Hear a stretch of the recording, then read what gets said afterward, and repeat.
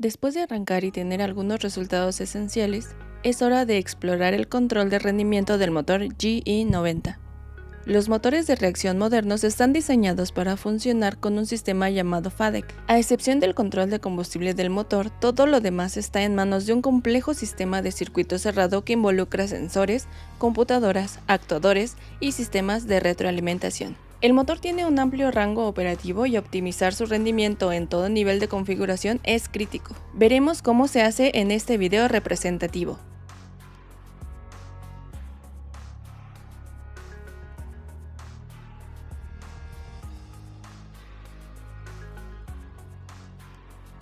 El funcionamiento del motor es monitoreado y controlado por el Electronic Engine Control, el EEC. Para su cálculo de rendimiento recopila datos de varios sensores. Veamos los sensores instalados en el motor. El sensor de velocidad N1 está ubicado en la caja central y mide directamente las revoluciones por minuto del eje.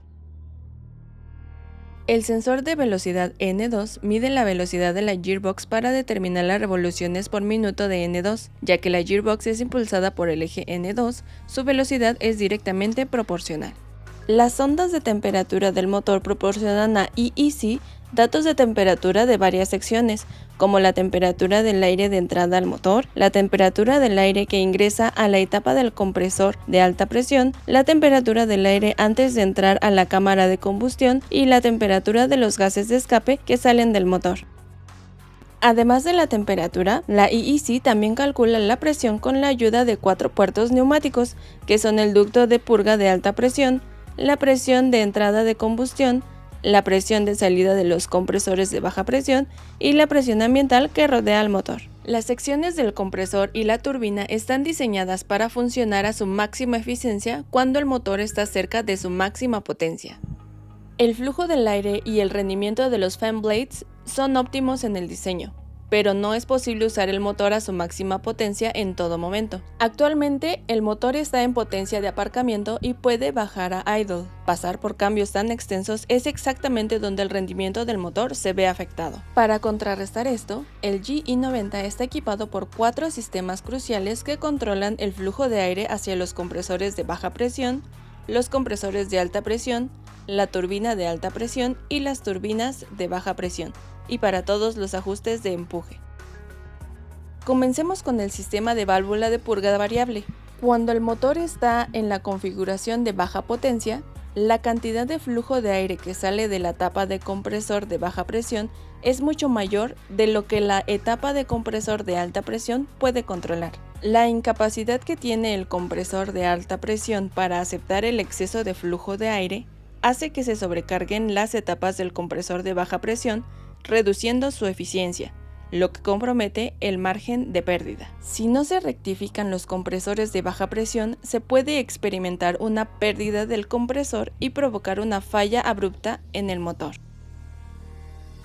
Al reconocer esto, la EEC ordena a la unidad hidromecánica HMU que active la válvula de purga variable. La unidad hidromecánica, además de controlar el combustible para la combustión, también controla el sistema servo de combustible del motor. Utiliza la presión del servo de combustible para operar los 2 actuadores de la válvula de purga variable. Los actuadores, con ayuda de la manivela acodada y el anillo unísono, controlan las 10 válvulas de purga ubicadas detrás de la caja del compresor de baja presión. Las válvulas ahora se abren para permitir que parte del flujo de aire pase a través de conductos hacia la corriente de aire de derivación del motor. Esto ayuda a que coincida el flujo de salida de los compresores de baja presión con la entrada de los compresores de alta presión, reduciendo así la carga de los compresores de baja presión.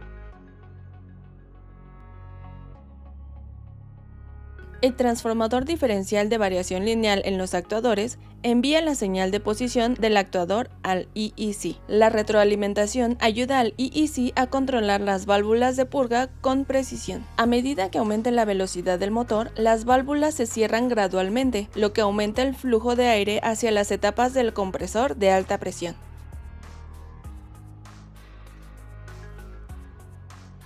Los álabes de estator variable complementan el sistema de válvula de purga variable para aumentar la eficiencia del compresor a bajas velocidades. El sistema de álabes de estator variable controla el flujo de aire en el compresor de alta presión, controlando a su vez 5 etapas: álabe de guía de entrada, primera, segunda, tercera y cuarta etapa del estator. Los compresores son inestables a bajas velocidades del motor y los álabes de estator experimentan una separación de flujo en sus bordes de salida. Si el ángulo de incidencia de los álabes es mayor que el aumento de la separación, se produce una ruptura en el flujo del aire que dificulta acelerar al álabe del rotor posterior. Se empiezan a formar bolsas de estas células de pérdida de sustentación comprimidas de manera ineficiente por todas las etapas del compresor, lo que reduce la eficiencia de los compresores de alta presión. El bajo rendimiento de las etapas del compresor de alta presión sobrecarga los compresores de baja presión debido a un desajuste de flujo de aire, lo que puede provocar sobrecargas del compresor y finalmente daños en el motor. Para evitar esto, la IEC ordena a la unidad hidromecánica que opere el sistema de álabes de estator. La unidad hidromecánica ahora envía combustible presurizado a los actuadores del sistema de álabes de estator. 2 actuadores del sistema de álabes de estator están a cada lado del motor controlando las varillas de torsión. Las varillas de torsión están conectadas a 5 anillos unísonos en la caja de los compresores de alta presión. Los anillos unísonos con conexiones giran el álabe de guía de entrada y los álabes estatores en las etapas de compresores de alta presión, reduciendo así el ángulo de incidencia de los estatores para mejorar el flujo de aire y eliminar la formación de células de pérdida de sustentación. El sistema de álabes de estator asegura que el compresor a bajas velocidades continúe trabajando dentro del margen de pérdida. Las señales de retroalimentación ayudan a la IEC a calcular la posición en tiempo real de los álabes estatores. Y así como la velocidad del motor es aumentada, el ángulo de incidencia de los álabes incrementa en una posición más abierta desde que el compresor de alta presión está ahora en su zona de rendimiento con una alta velocidad rotacional.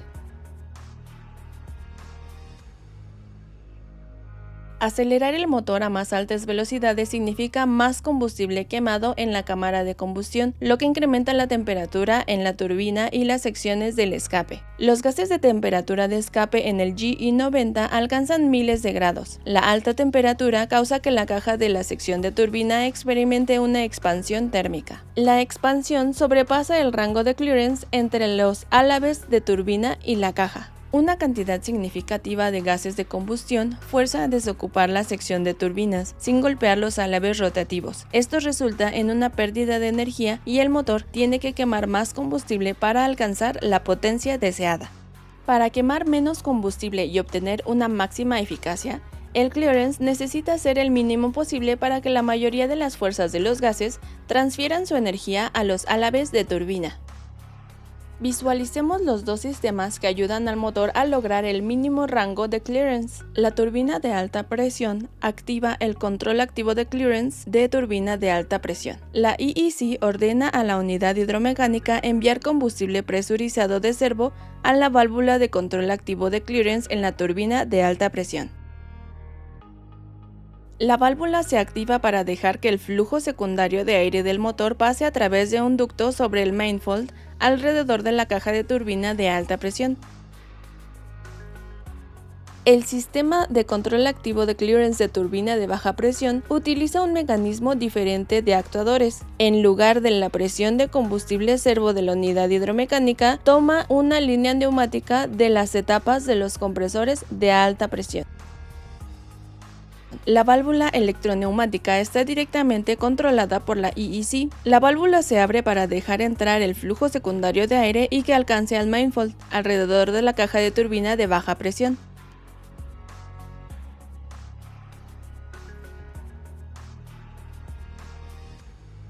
La circulación en el manifold enfría la caja de la turbina reduciendo su temperatura y por lo tanto disminuye la expansión térmica. Eso reduce el clearance al mínimo, dando una potencia mayor por el combustible quemado. Ambas válvulas dan su posición retroalimentando a la EEC, reduciendo la velocidad de motor, decrementando la temperatura en la sección de turbina. Por lo tanto, las válvulas son movidas a una posición más cerrada, pero nunca están totalmente cerradas, asegurando un flujo de aire limitado continuo para enfriar la caja del idle.